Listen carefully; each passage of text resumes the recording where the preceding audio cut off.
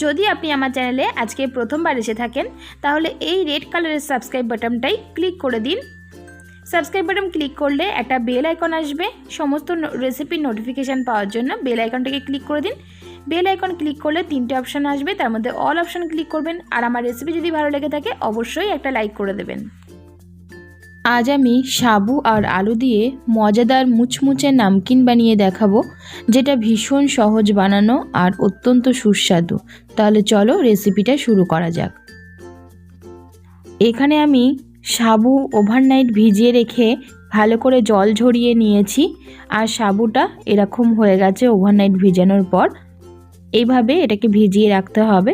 আর এখানে আমি 2টো মিডিয়াম সাইজের আলু সেদ্ধ করে নিয়েছি, প্রেসার কুকারে সেদ্ধ করে নিয়েছি।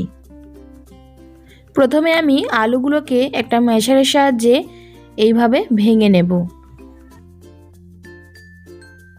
আলুগুলোকে ভালো করে ভেঙে নিয়েছি।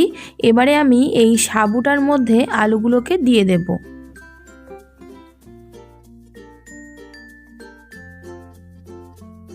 এবারে আমি এর মধ্যে দিয়ে দেব স্বাদ অনুযায়ী লবণ, সামান্য একটুখানি হলুদ,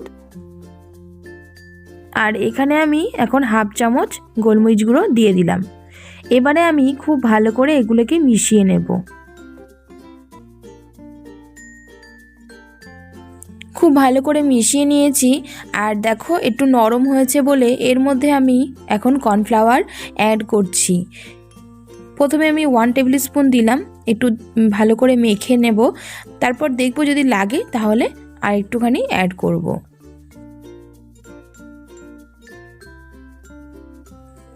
আমি আরও কিছুটা পরিমাণ এখানে অ্যাড করে তারপর এটাকে ভালো করে মেখে নিচ্ছি। এটা আমার মাখানো হয়ে গেছে, এই পর্যায় পর্যন্ত এটাকে মাখিয়ে নিতে হবে। এবারে দেখো একটা মেশিনের সাহায্যে নামকিনগুলো আমি বানাবো। তো এই মেশিনটা আমি নিয়েছি, যেটার সাহায্যে সেওই তৈরি করা হয়। এই যে এই ডিজাইনটা আছে, আরও অনেক ডিজাইন আছে, তবে আমি এর মধ্যে এই ডিজাইনটাকে বেছে নিয়েছি, এটা দিয়েই আমি করব। তো এটা আমি এখন এর মধ্যে লাগিয়ে নেব। এবারে এই মিশ্রণটাকে একটা চামচের সাহায্যে এর মধ্যে ঢুকিয়ে দিচ্ছি।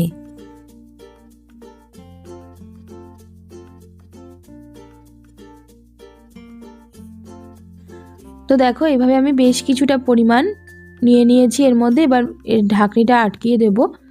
যদি এরকম ধরনের মেশিন কারো কাছে না থাকে তাহলে এর পরিবর্তে তোমরা হাতের সাহায্যে বলের আকারে তৈরি করে নিতে পারো। এই মিশ্রণটাকে একদম ছোট ছোট বলের আকারে তৈরি করে তারপর হাতের সাহায্যে লম্বাটে শেপ করে নিয়ে তোমরা ওগুলোকে ভাজতে পারো, তাহলেও হবে।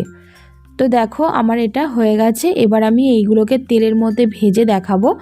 আর চলো এবার দেখিয়ে দিই। এই দেখো নেওয়া হয়ে গেছে এটা পুরোটা। নামকিনগুলোকে ডুবো তেলে ভাজতে হবে, সেই কারণে আমি এখানে অনেকটা তেল গরম করে নিয়েছি। তেলটা বেশি গরম করা যাবে না, একদম মিডিয়াম ফ্লেমে এটাকে গরম করতে হবে। দেখো আমি এখানে একটা বল দিয়ে দিয়েছি। তো এটা যদি ওপর দিকে ভেসে ওঠে তাহলে বোঝা যাবে যে এটা একদম তেলটা একদম ঠিকঠাক গরম হয়ে গেছে।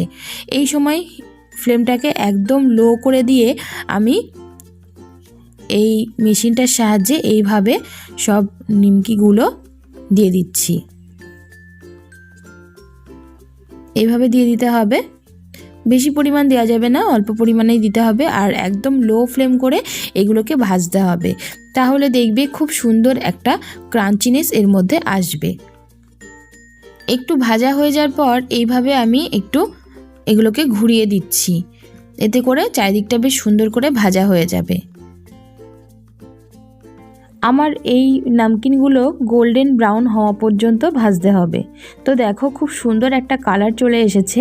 আর এই পর্যায় পর্যন্ত ভেজে এটাকে আমি এখন তুলে নেব। একটা এই ধরনের হাতার সাহায্যে তুলতে হবে, তাহলে যে এক্সট্রা তেলগুলো থাকবে সেগুলো ঝরে যাবে। আর তারপর এটাকে একটা টিস্যুর মধ্যে রেখে দিতে হবে, তাহলে এক্সট্রা অয়েলগুলো একদম টিস্যুর মধ্যে অ্যাবজর্ব হয়ে যাবে।